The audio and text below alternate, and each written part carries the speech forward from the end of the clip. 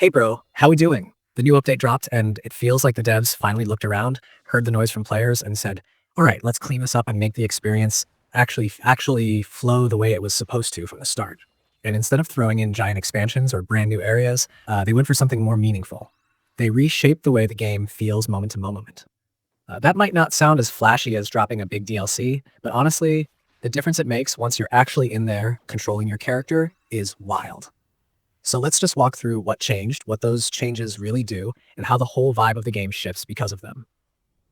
The biggest thing everyone's talking about is the introduction of Explorer mode. Whether you're someone who already blasted through the original difficulty or you're someone who bounced off the game because the challenges were a bit too unforgiving, this new mode completely changes how accessible the experience is. Explorer mode trims down enemy aggression, eases combat requirements, and smooths out parts of the game that used to hit like a brick wall.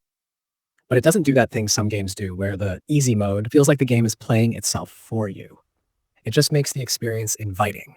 It lets you enjoy the atmosphere, the sense of discovery, and the maze running without forcing you to master every mechanic under pressure. You're not sweating every encounter or repeating the same tricky section 20 times just to unlock the next bit of story. It's more like a guided path through the world.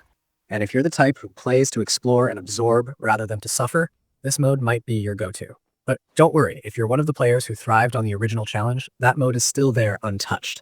You still get the same tough fights, the same punishing checkpoints, the same high skill demands. Nothing was taken away from you.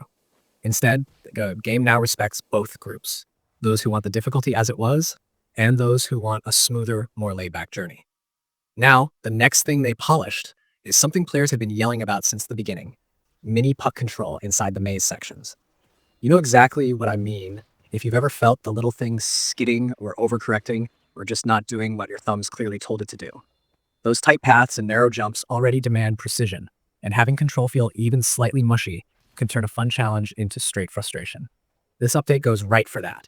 Movement accuracy feels crisper, response timing feels tighter, and the puck has a cleaner sense of weight. What you tell it to do is what it does, instead of doing its own weird interpretation. That alone changes how the mazes feel. When controls are predictable, you start planning routes and reacting to obstacles rather than fighting with the input system. It stops being a battle against physics and becomes a test of skill, the way it should have been all along. There's this ripple effect across the whole gameplay rhythm.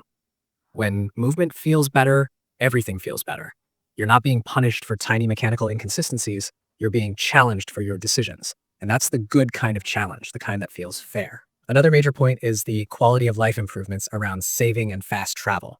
Before this patch, the entire process felt stiff. There were moments where you would finish a tough bit, want to save, and then realize you had to trek all the way back across half the area just to reach a spot. Or maybe you needed to travel between zones, and the system made it feel like switching neighborhoods at rush hour while dragging your gear behind you. The update smooths that out, making saving and traveling feel less like chores and more like natural parts of the game flow. You don't lose momentum as often, and you don't feel like you're being punished for wanting to take a break or revisit an earlier zone. When a game respects your time, the whole thing becomes instantly more enjoyable. Then there's the maze scoring changes. A huge deal for anyone who is trying to squeeze out those perfect ranks or unlock certain rewards. Some of the original score requirements were unforgiving to the point of being absurd. You'd finish a maze feeling like you nailed it, only to find out you were a few points short and needed to run it all over again. The update lowers several of these thresholds so the rewards actually feel achievable without turning the game into a repetitive grind. On top of that, there's a bit of forgiveness built into some of the later maze challenges. If you lose on a major one, you aren't forced into endless repeats. That doesn't mean everything is being handed to you. It just means the system recognizes when difficulty crosses the line into tedium.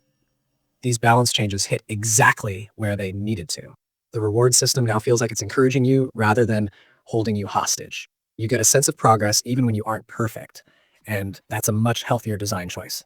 Beyond those high-impact adjustments, the update also sweeps through a pile of bug fixes and technical improvements. Performance feels smoother, stability is stronger, and the game just has fewer weird hiccups. There were some rare cases of crashes, stutters, or odd behavior in certain cutscenes or transitions, things that might not break the game entirely, but could definitely break the vibe. Most of those have been cleaned up, and the update rolled out on multiple platforms with some variations depending on certification timing, but the important part is the fixes are universal, not just limited to one system. Now here's the part that really shows that the devs were paying attention: the tone of the patch itself. You can tell they weren't patching things at random or making changes without thought. This wasn't an, oh well, here's some tweaks type of release. Their wording showed that they understood exactly which areas were causing unnecessary frustration, saving, traveling, control precision, difficulty spikes, and they addressed them directly. They didn't hide behind vague corporate terms or pretend the launch state was perfect. They just stepped up and said, "We heard you. Here's what we fixed." That kind of communication is rare, and it makes the update feel more personal, more like a conversation between the devs and the players instead of a company broadcasting into the void. This update is interesting because even though it doesn't bring sweeping new content, it fundamentally changes how the existing content feels. Sometimes improving how a game plays is more impactful than adding more of it. Think of it like fixing the steering on a car. Even if you don't replace the engine or repaint the body, the car suddenly becomes way more enjoyable to drive. That's what this patch does. It takes the world players already liked and makes it actually enjoyable to move through and interact with. One thing I really respect is how this update handles player choice. Instead of forcing everyone into a new difficulty curve, the devs offered two distinct paths. Players who want the original brutal climb still have it. Players who want a smoother, immersive experience now have that too. Neither group loses. That's the ideal scenario in game design because every player approaches games differently. Some want challenge, some want atmosphere, some want story, some want all three. This patch doesn't judge, it just gives options. Community response to the patch has been pretty interesting too. On one side, players who felt stuck or frustrated are relieved. They're finally seeing the game the way they wanted to. For them, the update unlocks the experience they hoped for when they first bought the game. On the other side, players who thrived on that punishment-heavy style are happy that veteran mode stays intact. Both sides actually feel heard, which almost never happens.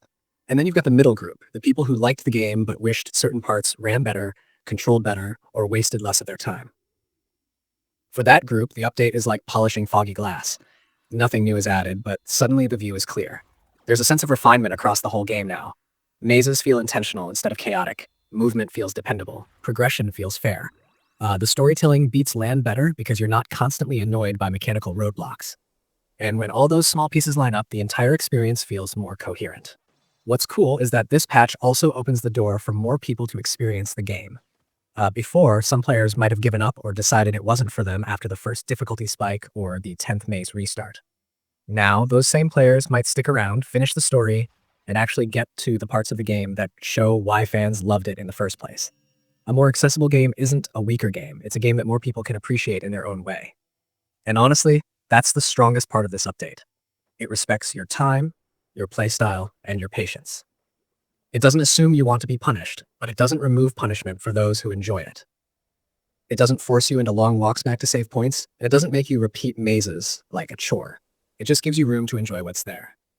In the end, the update may not bring flashy new zones or big boss surprises, but what it does bring is just as important. It makes the game better to play.